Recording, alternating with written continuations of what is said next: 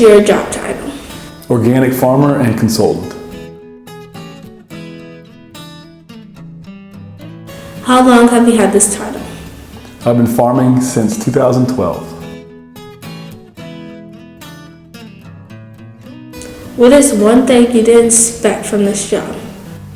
I don't think I expected this job to be so challenging in a good way. I got into it for the challenge because I like new things. I like novelty. I like when every day is different.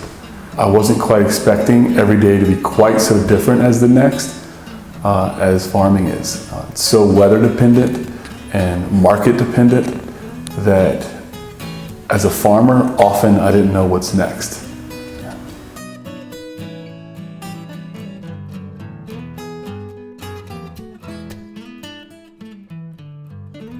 What education do you need for this job? You can have quite a bit of education to do this job. Virginia Tech has a great farming program, and actually the best farming program, organic farming program for sustainable ag in the state, maybe the East Coast, is Virginia State University. And so I've leaned on them quite a bit as consultants for help when I had questions, as opposed to Virginia Tech. But you really don't need any education as a formal education, or rather your formal education is best if you're an apprentice. So going and getting a job on a farm or working and shadowing a farmer for a season is the best thing to become a farmer. But for me personally, a lot of the work that I do as an adult goes back to my training as an athlete, as a basketball player. In farming, we had this joke, farm like it's a sport. And for me, farming is very much just like basketball. It's quick problem solving, using athleticism and using my hands and my body to respond to the problems in the field and accomplish a goal. And so for me, it's exactly like basketball, and that's one of the reasons why I love it so much. What is the hardest thing you learned in this job?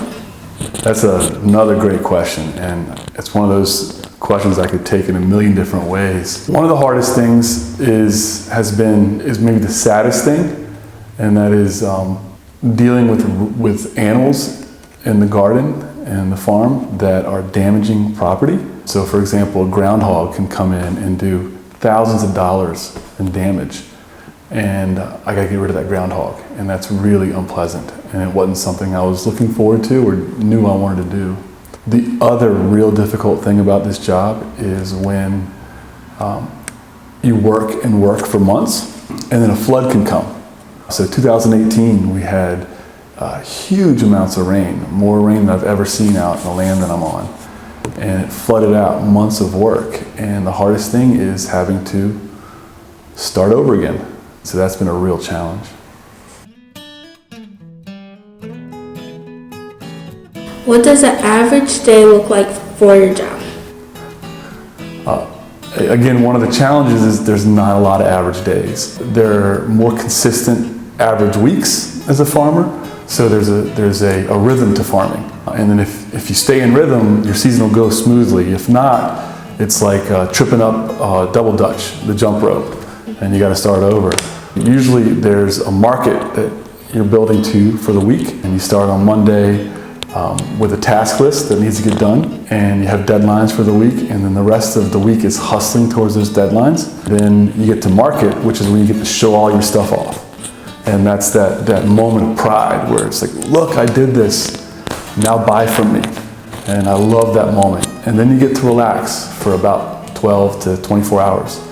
And then you start all over again. It doesn't sound like a lot of relaxation, but again, I go back to basketball. It's like you practice and you love doing it, and you build to a game, and then the game happens, you get to show it off, and then you can kind of kick back and watch Netflix for a day.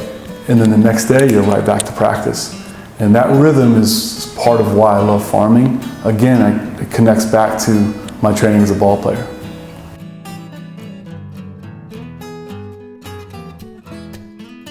Thank you for letting me interview you today. No problem. Thanks for interviewing me. It's fun. I'll answer these questions. Cut.